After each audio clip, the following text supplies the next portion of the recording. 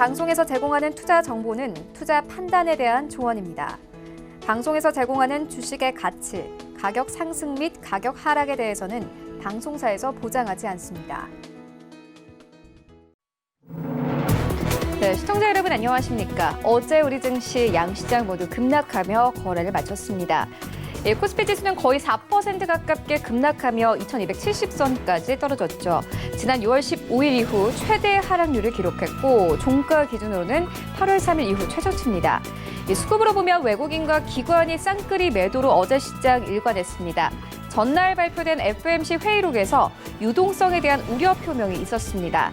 현재 미국의 추가 경기 부양책 협상이 난항을 겪고 있는 가운데 앞으로 각 국가들이 정책에 대해 소극적으로 대처할 수 있음을 시사했다는 점에서 심리적인 위축이 강했는데요. 간밤 유럽중앙은행의 통화정책회의 의사록도 발표됐습니다. 역시나 경기 위축에 대한 가능성을 우려했는데 간추린 경제 뉴스를 통해서 조금 더 자세하게 만나보시죠. 네, 첫 번째 뉴스입니다. 유럽중앙은행이 올가을 유로존 내 실업률이 급격히 증가할 가능성을 우려하고 있는 것으로 나타났습니다. 22일 현지 시간 20일 공개한 통화정책회의 의사록에서 고용이 생산에 뒤처지고 있으며 올해 후반 정부의 재정 지원이 사라지고 나면 실업이 급격히 늘 수 있다는 절벽 효과를 경고했습니다. 레리 커들러 백악관 국가경제위원회 위원장은 중국과 1단계 무역 합의를 유지하고 있으며 지금까지의 진전에 만족한다고 말했습니다. 커들러 위원장은 현지 시간 20일 중국의 미국 상품 매입 등 지금까지의 합의 진전에 대해 만족하고 있다고 덧붙였습니다. 미국 제약사 존슨앤존슨이 다음 달부터 코로나19 백신의 3상 임상시험에 들어갑니다.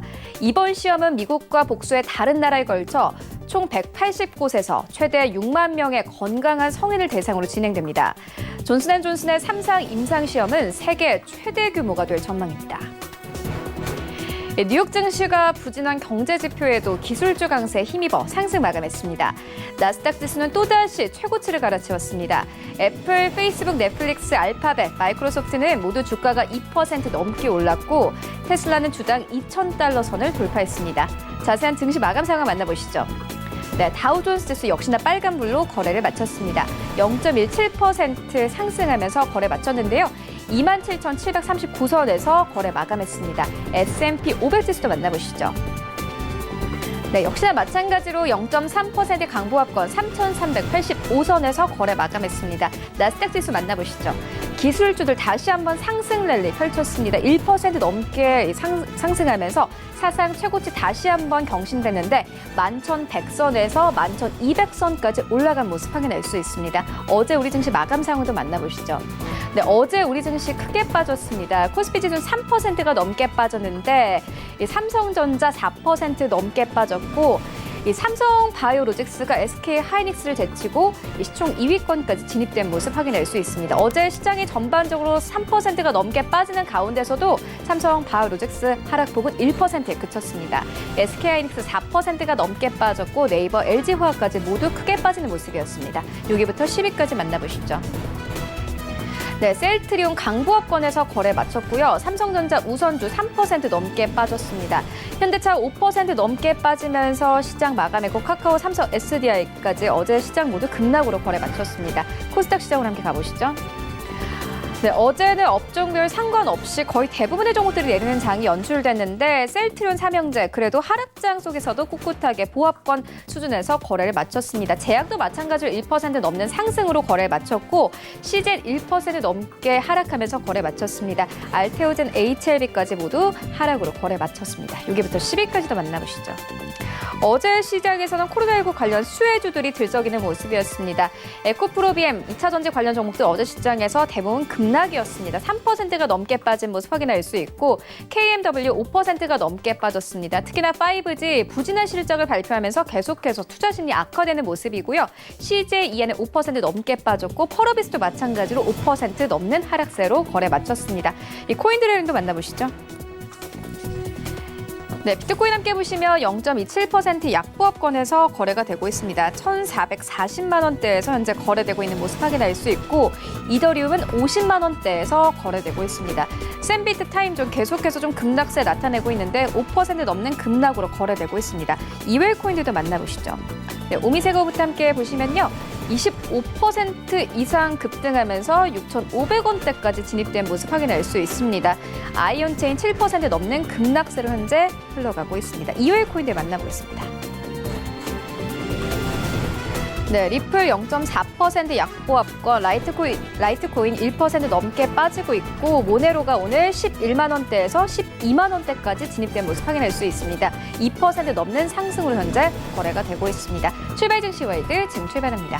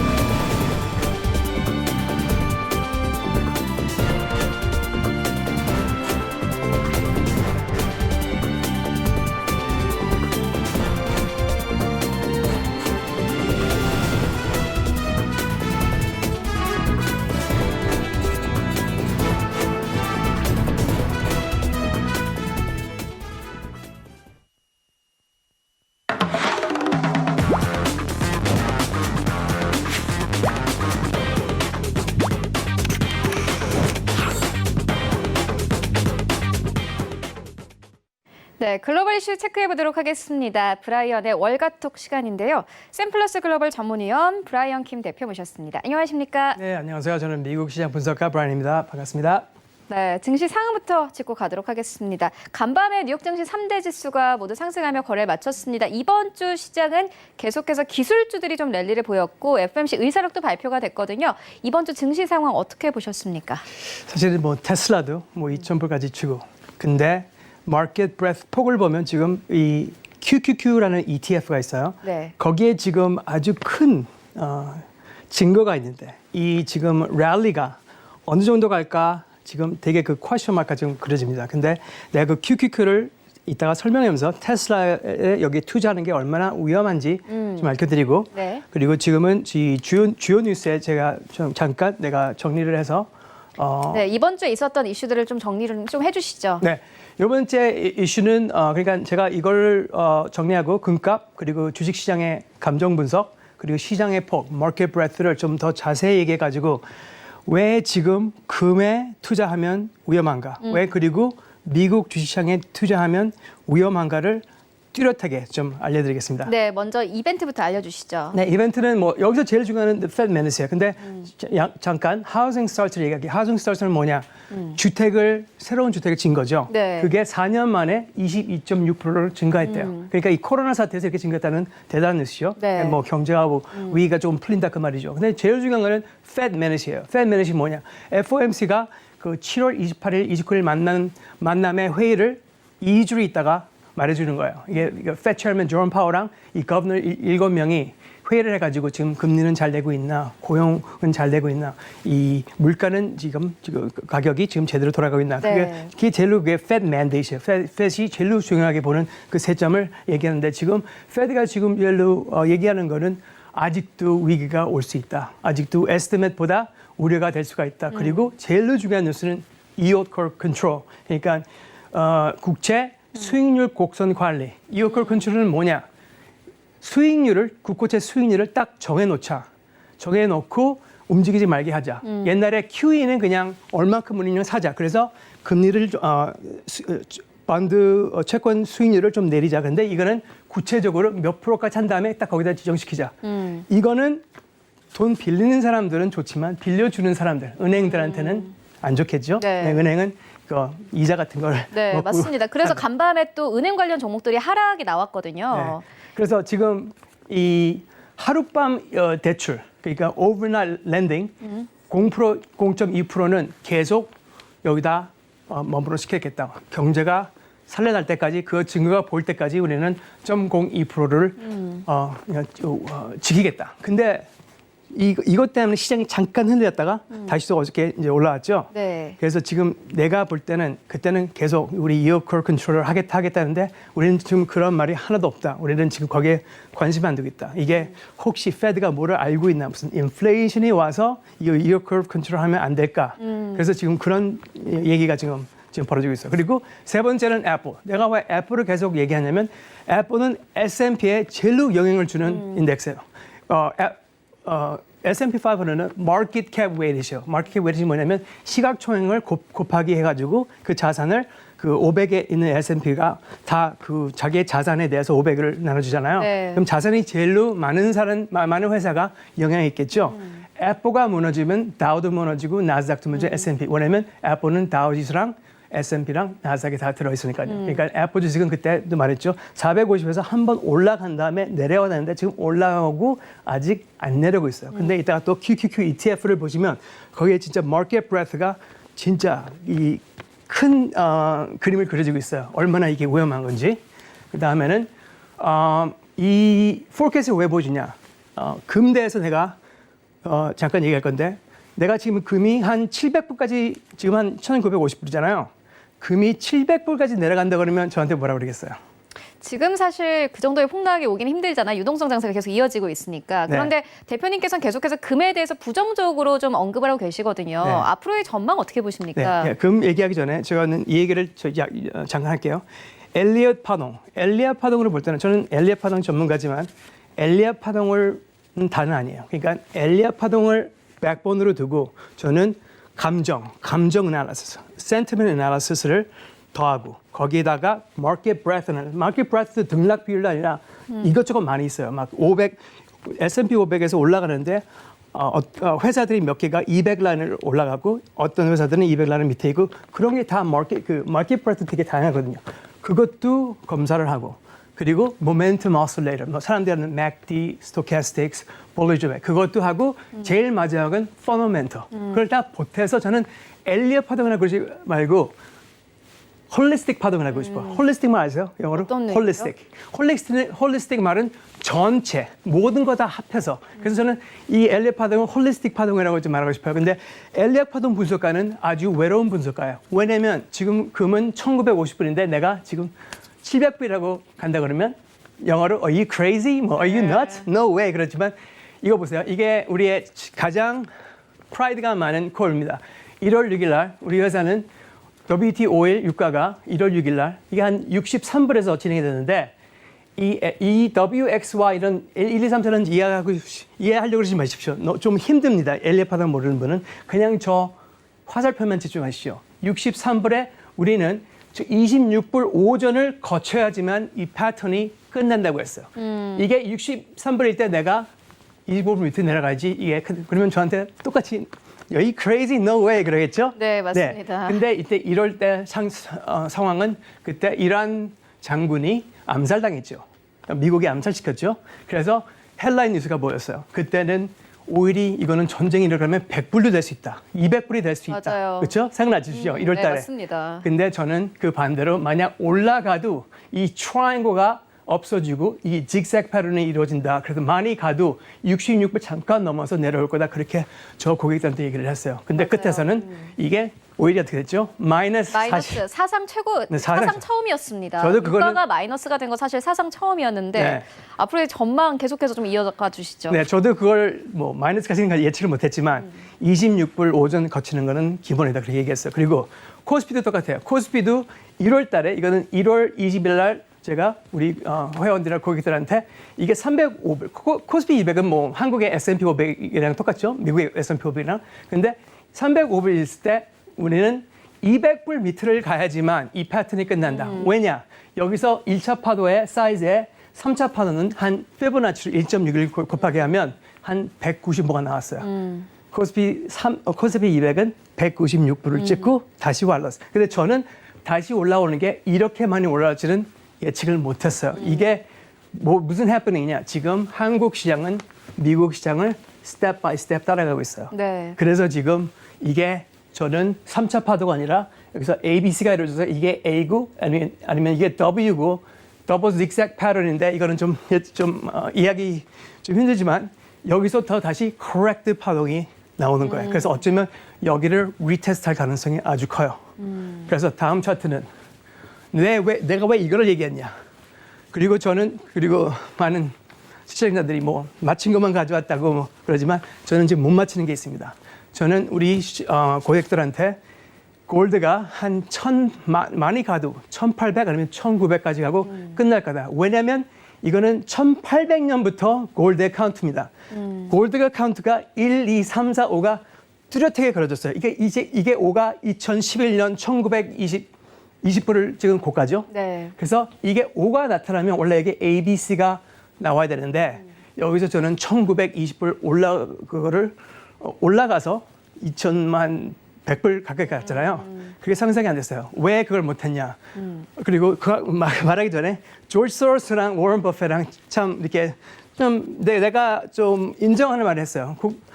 조지 소로스는 금은 부동산 석유 기업의 주식과 달리 현실적인 가격을 책정할 기본 가치가 없다. 사람들은 살기 위해 주택이 필요 그리고 자동차를 운전하기 위해 기름을 필요로 하며 주식 가치는 대표 기업의 기여도에 따라 결정이 됩니다. 그러나 금은 가장 큰 용도는 사치품이다. 다른 어떤 상품보다 금 가격은 주로 모두가 올라간다 생각하기 때문에 네. 상승한다 그렇게 말이죠. 근데 워런 버핏가 진짜 재밌는 얘기를 했어요. 이거 보세요. 금은 아프리카 또는 이런 곳에 땅에서 채굴됩니다. 그 다음 우리는 그것을 녹이고 다른 구멍을 파고 다시 묻고 사람들한테 맡겨서 돈을 지불하면서 하고 있습니다. 금을 쓸모가 없습니다. 화성에서 외계인이 이것을 본다면 누구나 머리를 근적거리는 상태입니다. 참 재밌는 얘기죠. 그러니까 1, 2, 3, 4, 5 이제 5 블루 라인을 집중하십시오. 5 블루 라인은 지금 여기 있습니다. 이건 저의 엘리엇 파동 분석인데 이 5차 파도가 끝날 때가 이게 제 최고가죠. 이전에. 근데 여기서 뭐가 됐냐면 어떤 패턴이 이루어졌냐면 expanded flat이라고 패턴이 있어요. 한번 구글에서 검색해 보세요. expanded flat 패턴은 이 고가를 한번 친 다음에 내려가는 패턴, 이 패턴은 예측하기 힘들어요. 한 60% 진행이 된 다음에 예측이 돼가지고 2080, 90에 그리고 C 파동은 어디까지 가냐. 이거는 아주 쉬운 common relationship이에요. 1923에서 1455, 이 A 파동에 1.6일 반 160%를 계산하면 여기 계산이 나와요. 이 계산은 지금 한 700m로 간다 말이에요. 근데 엘리엇 파동을 떠나서 저는 엘리엇 파동만 이렇게 내가 말했죠. 그것만 믿고 타겟 프라이스 내지 않고 저의 퍼너멘토랑 감정이랑 모든 걸 다 보태서 계산을 하면 저는 금값은 보세요. 지금 한 1,300불, 1,400까지 간다. 왜냐? 지금 많은 헤드라인 뉴스가 금값은 4,000불 간다. 금값은 3,000불 간다. US 달러는 어떻게 무너진다. 그 말이 많잖아요. 근데 지금 엘리엇 파동을 볼 때는 이 달러가 올라간다, 상승한다. 왜 상승할까요, 달러가? 저는 이렇게 생각해요. 지금 시장은 에퀴티 마켓, 그러니까 주식시장은 너무 지금 탑에 있어요. 완전히 멜트업 버버죠. 채권 시장도 완전히 탑에 있어요. 거기서 만약 거품이 터지면 사람들이 뭐를 가지고 있겠죠? 캐시죠. 달러 디맨드가 아주 클 거예요. 외국 사람이나 미국 사람들이나 달러를 많이 가져서 달러는 LA 파동은 지금 달러가 엄청 올라간다고 지금 나와 있어요. 그리고 나의 엘리엇 파동은 그리고 항상 투 카운트가 있어요. prefer 카운트랑 alternate count. 그러니까 대체 예측 그리고 우선 예측. 이거는 내게 우선 예측인데 만약 한 번 더 2089를 넘는다면 저는 2089가 조금만 3차 파도고 내려가서 4차 파도고 5차 파도로 진행이 되다. 그러니까 한 번 더 고가를 더 치고 내려간다. 그러니까 여기서 내려가냐 한 번 더 고가를 치고 내려가냐. 근데 저의 엘리엇 파동을 떠나서 펀더멘털 계산은 이 달러가 만약 그때 한 103불까지 가고 103불에서 리젝션을 당했어요. 이 달러 인덱스가. 그래서 저는 이 3차 파도가 맞으면 기본으로 103불까지 갈 거니까 그때 103불이었을 때는 골드가 한 1,300불이거든, 1,400불. 그래서 700불 안 가더라도 엘리엇 파동 타겟 빼놓고 저의 분석은 골드가 적어도 1,300, 1,400. 지금 이렇게 예측하시는 분은 별로 없을 거예요. 며칠 전에 시티뱅크는 we raise our target price to $3,000 on gold, 뭐 Goldman Sachs 뭐 raise our target price to 뭐 그런 소식이 많잖아요. 네. 금은 무조건 사야 된다. 그리고 금은 인플레이션 헤지다. 저는 금의 인플레이션 헤지를 되게 싫어합니다. 2,100불에서 인플레이션 헤지라고 샀는데 지금 1,950불인데 그 헤지는 어떻게 해요? 그렇게 비싸게 헤지를 해가지고 인플레이션 뭐 올라가는 걸 막다는 거는 저는 아니라고 생각합니다. 그래서 저는 금이 그렇게 인플레이션 헤지 플레이가 그게 진짜 믿음이 없습니다. 거기에. 그래서 결론은 이 셋업, 이게 US 인덱스도 셋업이 이렇게 돼 있고 네. 금 셋업도 아주 안 좋게 돼 있고 그리고 그때 수익률 말했죠. 뭐 네. 채권도 지금 엘리엇 파동 볼 때는 엄청 내려가고 있어요. 그럼 수익률이 올라가죠. 골드가 달러가 비싸지만 골드는 디맨드가 내려가요. 왠지 네. 알아요? 네, 이유가 뭡니까? 왜? 골드는 지금 달러로 사죠. 그러면 외화로 달러를 사가지고 골드 사면 되게 비싸잖아요. 달러가 올라가면. 그러니까 골드의 디맨드가 떨어지고요. 그리고 국고채 수익률이 올라가면 골드는 사람들이 더 안 사죠. 왜냐면 국고채에서 수익률을 보는데 모토로 금을 사는. 그래서 여러분 이거 패턴은 저는 사실은 말했잖아요. 1800, 1900에서 머무를 줄 알았는데 한 번 더 치고 올라갔어요. 근데 여기서는 이 패턴은 아주 뚜렷합니다. 여기서 내려가든지 아니면 한 번 더 고가 찍고 내려가든지. 네. 그게 제 예측입니다. 네, 금값 그리고 WTI 인덱스까지 함께 짚어보고 왔는데요. 이어서 시장 상황 조금 더 자세하게 분석해보고 가도록 하겠습니다. 저희가 앞서서도 좀 언급을 했다시피 나스닥 지수는 다시 한번 사상 최고치를 경신을 했습니다.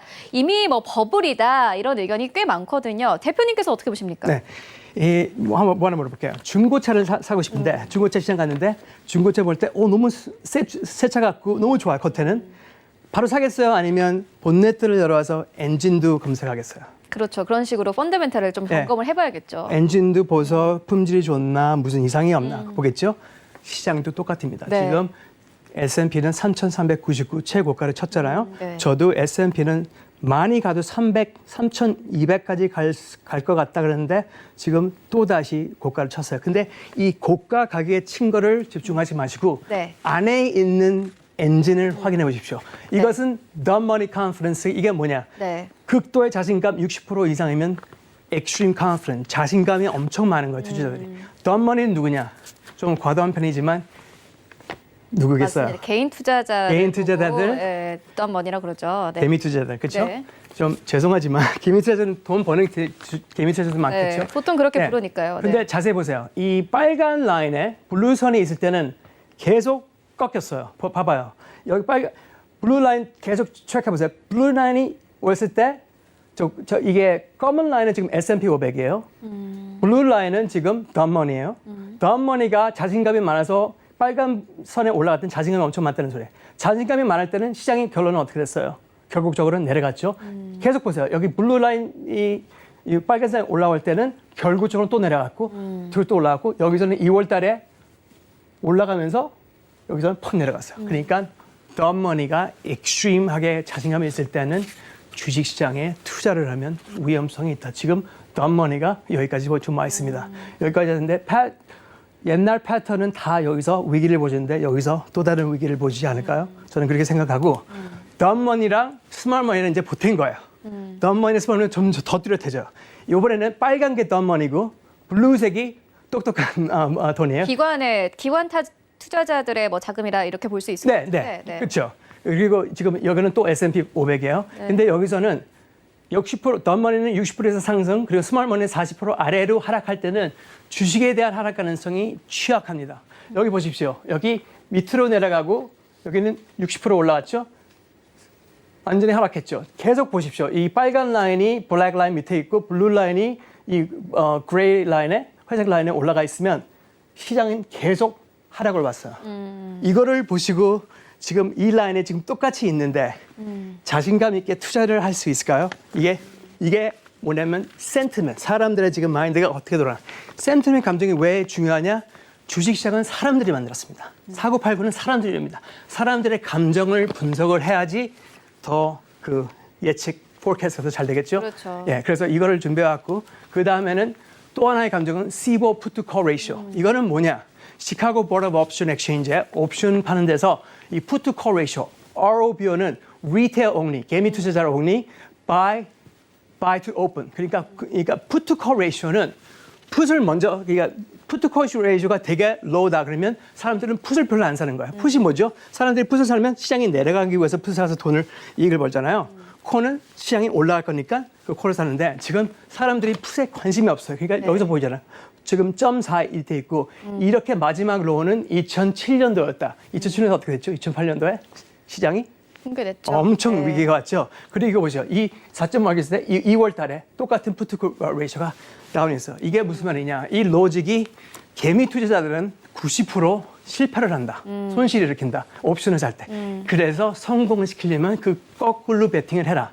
그래서 지금 풋을 많이 안 살 때는 사실 풋을 사야 돼요. 여기서 풋 사신 사람들은 대박을 일으켰죠. 뭐냐면 2월 달에, 3월 달에 S&P가 3,300 어디에서 2,100까지 내려갔죠. 네. 완전히 큰 마진의 이익이죠. 그 다음에 이제는 breadth, 이거는 마켓 진짜 엔진 그 폭대에서 이게 McClellan Summation Index인데 이거는 월스트리트 애널리스트가 매우 보는 목표인가요? 네. 예, breadth measure인데 네. 일반적으로 적은 수익 주시에 큰 영향을 주는 것은 약화되는 강세장의 특징입니다. 이것은 전체 시장이 건전한다는 인식을 제공하지만 실제로는 가격 상승이 적은 수의 주식에 의해 주도되고 있기 때문에 시장은 건전하지 않다는 것을 얘기해 줍니다. 그리고 플러스 500 이상은 과매수이고 그러니까 overbought. 그리고 마이너스 1000은 미만의 과매도입니다. oversold. 그러니까 지금은 리딩이 356인데 이렇게 아직 extremely 500% 이상은 과매수인데 아직 과매수는 아니지만 이 선을 보십시오. S&P 시장, 이거는 나스닥이에요. 나스닥은 올라가고 있는데 2월 달에 벌써 McClellan Summation Index는 경고를 주고 있었어요. 이게 다이버지가 되고 있다. 근데 끝에서는 어떻게 됐어요? 어마어마한 30% 하락이 왔죠. 지금 똑같은 상황이 벌어지고 있습니다. 시장은 올라가는데 McClellan Summation Index는 내려가고 있어요. 이거를 bearish divergence라고 그러는데 이게 타이밍 툴은 아닙니다. 타이밍으로 해서 이게 계속 오래 갈 수도 있어요. 그러니까 타이밍 툴을 보고 이것도 하나의 분석 자료로 봐가지고 이것도 그렇고 C/4 Put to Call Ratio도 이러는데 내가 여기서 나스닥 100를 산다면 내가 잠을 좀 편히 잘 수 있을까? 저는 그렇게 안 생각합니다. 이거는 하나의 또 워닝 사인이 된다고 저는 봅니다.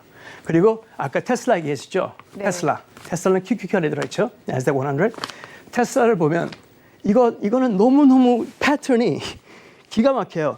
올라갈 때 이게 뭐냐? 이게 QQQ breadth인데 50 line, 50 line average에 이 50 그러니까 QQQ 100 컴퍼니가 50 moving average에 위에 올라오는 회사를 말해주는데 시장은 나스닥이 계속 기록을 치고 있잖아요. 고가를. 나스닥은 고가를 치고 있는데 50 라인에 있는 회사들은 더 줄어들고 있어요. 이게 지금 마이너스가 다 50 라인에 갔다가 더 줄어드는 건데 이게 시장은 올라가고 줄어들면 시장은 다 내려왔어요.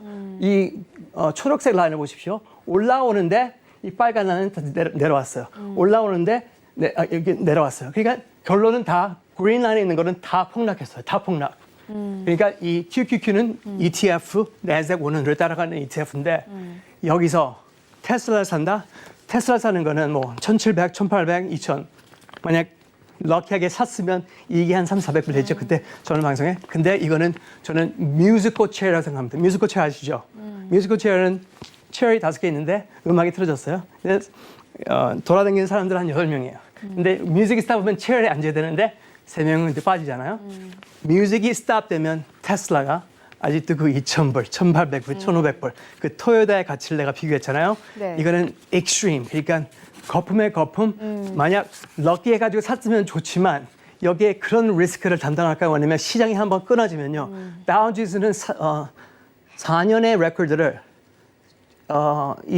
4주일 안에 다 지워버렸어요. 시장 내려가는 거는 이거예요. 올라가는 천천히 올라가지만 시장이 하락이 볼 때 그렇죠. 네. 완전히 50% 하루 이틀 생깁니다. 그래서 조심을 지금 이런 거는 다 워닝 사인을 보여준 거죠. 스파이럴 500도 똑같습니다. 스파이럴 500은 지금 2월 이후 대부분 S&P 500 있는 주식들이 200일 이동 평균 선후에서는 주식들은 60%도 안 됩니다. 이것은 건강한 시장에 일반적으로 일어나는 일이 아닙니다. S&P는 고가를 쳤어요. 근데 S&P 500 들어있는 주식들은 60% 밑에 200라인에 올라가는 회사들이 60%도 안 된다는 거예요. 건강한 시장은 200라인이 다 올라와 있어요. 이게 건강치 않다는 거는 또 브레스를 또 안 좋다를 얘기를 해주는 거죠. 그리고 이거는 이제 부문, 그러니까 섹터마다 조사를 해봤어도 소비자, 컨슈머 스테이플도 아직도 이 60% 스톱으로 장기 평균선의 밑에 있다. 시장은 올라가고 나스닥도 레코드인데 왜 이게 아직도 그러게요. 60% 밑에 시장은 있어요? 올라가고 있는데 종목들이 그 흐름을 따라가지 못하고 있는 상황이네요. 따라오세요. 기초자에게 베이직 머티리얼스, 뭐 신흥시장, 이머징 마켓도 그러고 이 코스피 보세요. 코스피는 지금 38. 코스피 안에 들어있는 회사 38 only 38%가 지금 장기 편성 지금 네. 이게 얼마나 지금 안 좋은 상황을 얘기해 주나. 저는 이거 금융 주식들은 이거 XLF 브레드거든, Financial XLF가 ETF인데 이거는 금융 은행들만 가지고 있는 ETF인데 이것은 27%밖에 안 돼요. 그 회사들이 60% 밑에 있는 게 27%밖에 안 되는 게 얼마나 시장 상황이 지금 엔진이 악화돼 있다. 그래서 이 중고차 3,399불에 있는 중고차를 지금 살까 안 살까? 이걸 들어보면 여기서 사시겠어요?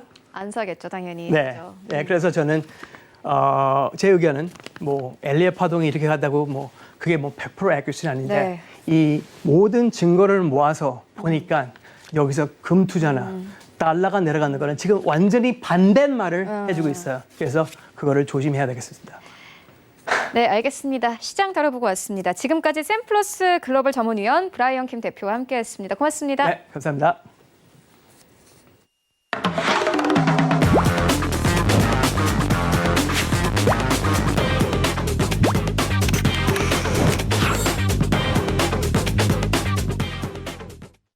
네, 이어서 사셨나요 코너 이어가 보도록 하겠습니다. 펠리즈 투자리서치 김민수 대표 전화 연결되어 있습니다. 안녕하십니까? 네, 안녕하십니까? 네, 먼저 시장 상황부터 짚고 가도록 하겠습니다. 어제 우리 증시 양시장이 모두 급락하면서 거래를 마쳤습니다. 뭐 단기 조정이다 이렇게 봐도 되는 겁니까? 뭐 단기 조정은 벌써부터 들어오고 있었고요. 어제는 조정의 흐름이 보통 보면은 날카롭고 강하고 빠르고 뭐 이렇게 오는 대표적인 모습들을 보여주는데 어제 뭐 옵션 만길이었나요? 뭐 그 시장의 분위기가 거의 외국인들의 선물 매도에 놀아나는 분위기로 그대로 나오고 있는데 가장 중요한 사실이 뭐 나왔던 여러 가지 시장의 약세 배경은 별로 중요한 것 같지 않고요.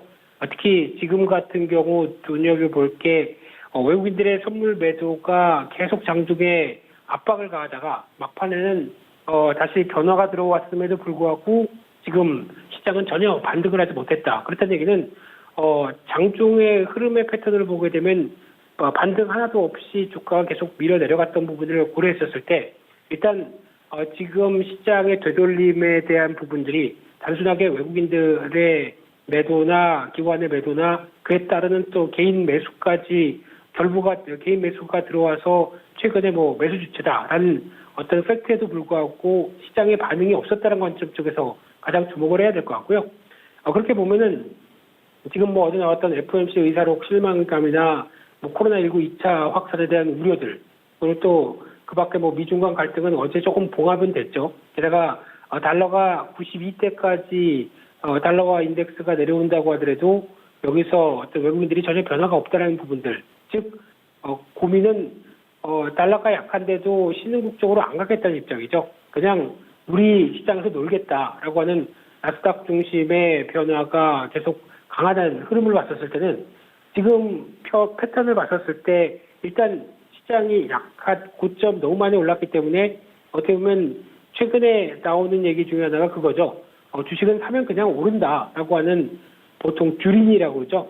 주식에 처음 참여하시는 분들이 이런 생각을 가지고 접근했었을 때 나오는 이 빠른 조정이 어떻게 해석을 할 것인가에 대한 부분들이 가장 중요하다고 봐야 될 것 같고요. 결론적으로 말씀드리면은 지금은 이제 변동성 커지는 장세고요. 게다가 지금 변화를 봤을 때 추가 하락 가능성 농후합니다. 대표적으로 국내 증시가 해외 증시보다 저점에서 조금 더 빨리 올랐다는 관점 쪽에서 먼저 이제 코로나19 확진자의 제2차 유행에 대한 변화로 타격을 받는다고 하더라도 더 중요한 부분들은 그러면 만약에 이제 잠잠했던 해외 증시가 일단 고점에서 꺾여 내리기 시작한다라고 그러면 국내 증시가 가만히 있을까요? 이 부분에 대한 변화들도 한 번쯤 생각을 해봐야 되기 때문에 글로벌 증시에 따른 추가적인 변화 가능성도 염두를 한다라고 하게 되면 시장의 추가 하락 가능성을 염두에 열어두고 대응 전략을 짜는 게 중요할 것 같고요. 그래서 만약에 오늘 같은 경우는 일단 반등권이 들어오는 그 개연성은 일단 높죠. 이틀 동안 좀 지난 주말부터 좀 빠르게 하락했기 때문에 반등이 들어오게 되면은 일단 지금 리밸런싱이 필요할 것 같습니다. 계좌의 리밸런싱이 필요해서 무엇보다 지금 반등이 들어오거나 아니면 추가 하락이 나왔었을 때 어떻게 대처해야 될 것인가 라는 부분들을 염두를 하고 지금 전략을 짜는 게 중요하겠다. 관점 쪽에서 일단 주도 섹터 쪽으로 압축해가면서 어떤 해외 시장이 변화가 왔을 때 추가적으로 어떻게 대응해야겠다고 하는 전략을 충분히 가져가시면서 대응하는 게 좀 중요하지 않을까 싶기 때문에 일단 조정의 빌미는 국내 모멘텀들로 찾아왔지만 추가적으로 어떤 흔들림은 해외 시장 쪽에서 더 여지는 남아있다라고 적극적으로 바라보시는 게 좋겠다고 보여집니다. 네, 그리고 어제 같은 시간에 SK 하이닉스를 다뤘는데 어제 보니까 SK 하이닉스가 3위권까지 빠지고 삼성 바이오로직스가 2위권까지 올라왔더라고요. 앞으로의 이 두 종목의 전망 어떻게 보십니까? 지금 SK 하이닉스가 어떻게 보면은 삼성 바이오로직스가 잘한 것보다 SK 하이닉스가 더 못했죠. 못난 주가였죠. 그러다 보니까 지금 변화가 나왔는데 시가총액 2위, 3위 차이가 3천억밖에 안 납니다. 그렇기 때문에 오늘 언제든지 뒤집어질 수는 있겠는데 그럼에도 불구하고 어떤 삼성 바이오로직스에 대한 위상이 아무래도 지금 시장에서 트렌드에 맞다는 바이오주에 대한 시각들이 가장 크게 작용한다고 봐야 될 것 같고요. 그런 측면으로 보게 되면은 삼성 바이오로직스와 함께 최근에 2차전지, 친환경차, 현대차까지 시가총액 상위 쪽에서 부각을 받고 있고요.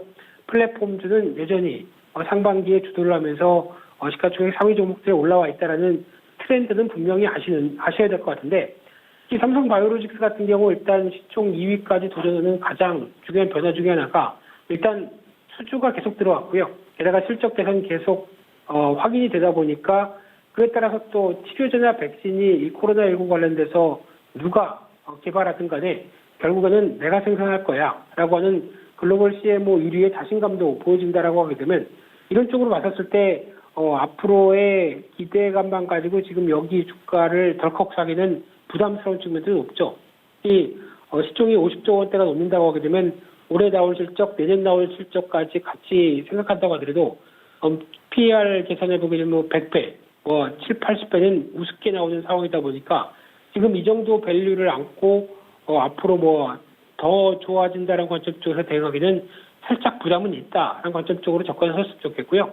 그런 시각이다 보니까 일단 지금은 삼성 바이오로직스나 SK 하이닉스나 모두 다 마찬가지로 지금 여기서 좋다고 할 수 있는 상황들은 둘 다 아니기 때문에 일단 관망해보자라는 시각 쪽으로 봐야 될 것 같고요. 그래서 삼성 바이오로직스가 이제 시가총액 2위를 굳힌다라고 확실히 말씀드리기도 애매한 자리이기 때문에 일단 관망의 말씀으로 드려야 될 것 같습니다. 네, 그리고 어제 국정원이 북한 김정은 국무위원장의 동생 김여정이 권한 일부를 이양받아서 사실상 2인자로 위임 통치에 나섰다고 밝혔습니다. 시장엔 좀 어떤 영향이 있을까요? 네, 어제 시간외로 방산주, 스페코, 빅텍 다 상한가 들어갔죠. 근데 이 부분을 봤을 때 또 중요하게 봐야 될 부분들이 좀 이해가 안 되는 게요. 북한은 1인 통치 체제입니다. 그러니까 한 사람의 권력이 모두 다 집중되어 있는 그리고 또 세습형 권력 체제죠. 근데 여기서 일부 권력이 동생한테 위임을 받아서 이양한다? 조금 제가 보기에는 말에는 안 되긴 하지만 지금 아무래도 뭐 김정은 위원장이 생각하는 부분들이 뭐 스트레스가 많다. 뭐 그래서 아무래도 어떤 권력의 일부분들은 동생이 좀 처리해줬으면 하는 바람으로 나가게 되면은 뭐 인정할 건 인정해야겠죠. 근데 뭐 신병 이상설이나 뭐 어떤 북한 체제의 통치의 변화 이쪽은 아닌 것 같고요. 그렇게 됐었을 때 지금 나오는 부분으로 보게 되면 이 얘기가 김여정 위원장의 목소리가 커진 건 벌써 한 달 전부터 알고 있던 사실입니다. 그렇기 때문에 그 부분을 재확인했다는 관점이고요. 그 밖에 또 어떤 북한 관련된 지정학적 리스크가 커진다라고 하게 되면 환율이 급변했었을 텐데 어제 NDF 환율을 보게 되면 여고의 시장에서 환율도 그렇게 크게 눈에 띄는 게 별로 없었습니다. 그러다 보니까 일단 이 부분은 시장에 미치는 역할은 좀 제한적이라고 봐야 될 것 같고요. 하지만 그래도 염두해야 될 부분들은 이제 북한이 김정은 위원장의 어떤 권력이 조금씩 바뀌고 있다라는, 그러니까 견고했던 부분들이 좀 변하고 있다는 관점 쪽에서는 눈여겨보셔야 될 것 같고요. 그러면 이게 앞으로 어떤 비상체제 아니면 또 만약에 김정은 위원장의 어떤 신변의 위상이 생겼을 때 바로 대체할 수 있는 2인자가 있다는 거에 대해서는 북한 입장 쪽으로는 약간 안도감은 볼 수 있겠는데, 하지만 지금 과거에 보여줬던 북한의 수령이라고 하는, 그러니까 즉 1인 체제에 대한 부분들이 흔들리고 있다는 관점들도 일단은 염두를 할 필요가 있다고 봐야 될 것 같고요.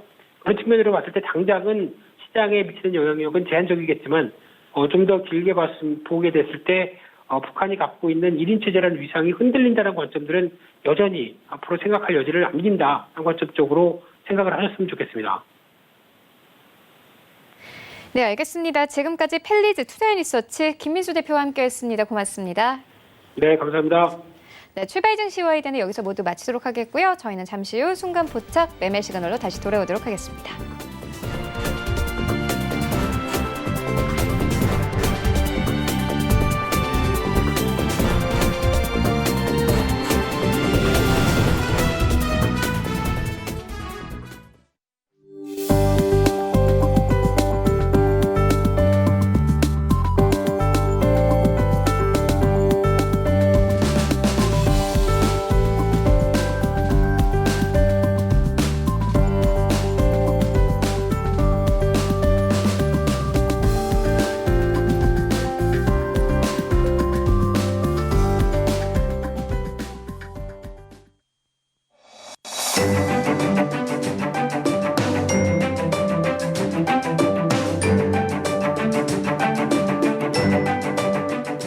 안녕하세요. K웨더 라이프스타일 예보 박유라입니다. 오늘 중북부와 경북 북부 지역은 외출 시 우산을 챙기셔야겠습니다.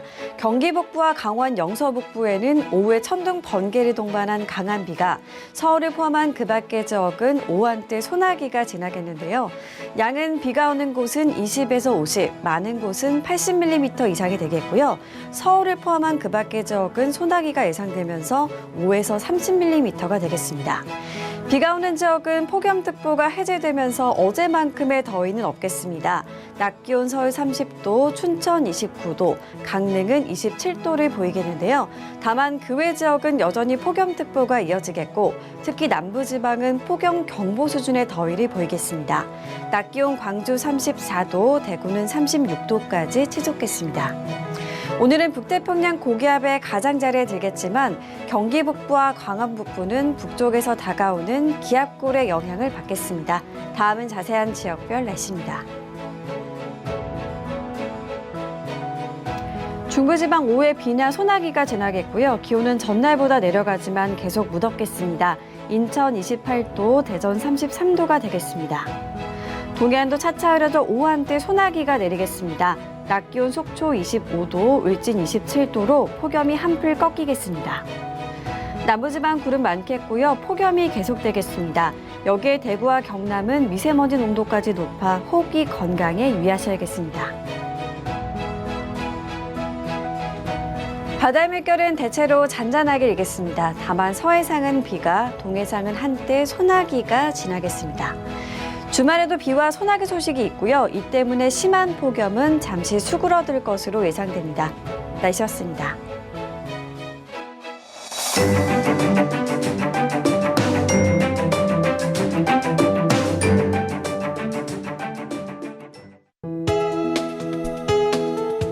방송에서 제공하는 투자 정보는 투자 판단에 대한 조언입니다. 방송에서 제공하는 주식의 가치, 가격 상승 및 가격 하락에 대해서는 방송사에서 보장하지 않습니다.